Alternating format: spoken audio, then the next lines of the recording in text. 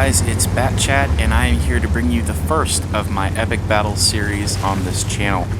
Now today we're going to feature the recently buffed FV4005 that is on PC. This tank, affectionately known as the shit barn on PC, was rather trash. It has the FV4002's hull. It had nowhere near the engine power, and the entire casemate, or the entire turret of the tank, was a shitty 14 millimeters of armor. So this thing can still be pinned by any kind of HE, but now it has some significant buffs to it. The first buff to talk about would be that they have increased the gun depression from 5 degrees now to 10 degrees all around the tank. That's going to help a lot when on top of hills, because clearly this thing was not meant to do that originally. The second buff to talk about is that it now has a lot more horsepower, and it has a 50-kilometer top speed limit, which previously it only had 35. And there's our first kill of the game. The Run Metal Panzerwagen is now down. The other buffs to mention: the gun arc has been increased to a full 90 degrees, which now it can completely look over the side of the tank and depress to 10 degrees, which I feel to be overbuffed. Like this thing is just about as bad as the mouse was a few patches ago, as he stops the T100 LT from killing his artillery.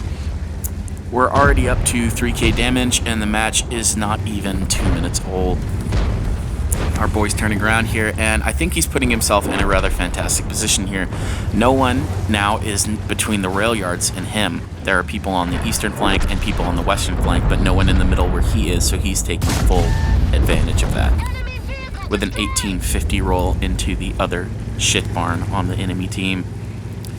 Now, as you can see, nobody's pushing him, so they are giving him the perfect opportunity to play this tank to its strengths, which is peek-a-boom at its finest.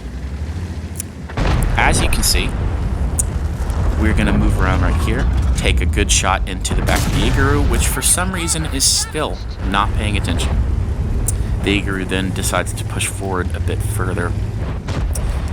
So we've already racked up nearly 7k damage, and the match isn't even 3 minutes old. This tank, sure, it could have used some buffs, maybe 8 degrees of gun depression, maybe the speed limit I can understand, but you've specifically made it way more potent than the FV4005B183 is. Now I know they're planning on removing that tank from the game, but that tank is still in the game, and now it's just completely outclassed. In fact, many tanks are outclassed by this tank now. I would say in a straight up one-on-one fight, this would crush the Grill, the 268, the FV215B183, the Jaegeru. I would say it would crush most of those tanks. One of the buffs I failed to mention was they have increased the ammo capacity to a point where it can now do 24,000 damage comfortably if it hits every shot. And that's with AP.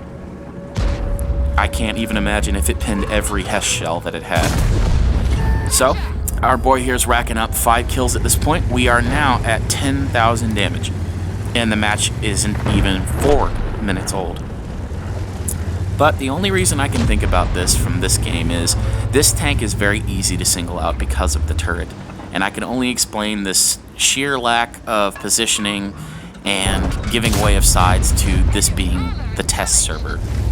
Now, clearly, this wouldn't be every game, because not every player can play this tank very well. In fact, this tank gets focused out a lot more than you would think as he tries to get away from the Jaegeru. Not gonna happen. But we are still alive. It looks like we might be able to just go ahead and kill him and move on comfortably, but our Sheridan helps take care of that. So now it is 3v3. They have... Nope, my bad, 3v2.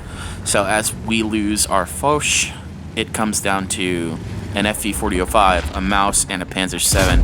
We put a comfortable Hesh shell into the mouse for 715 damage. And as you can see, we're not doing bad on ammo. In fact, we've got plenty of AP rounds to deal with these guys, and we've got backup in the form of the Sheridan light tank.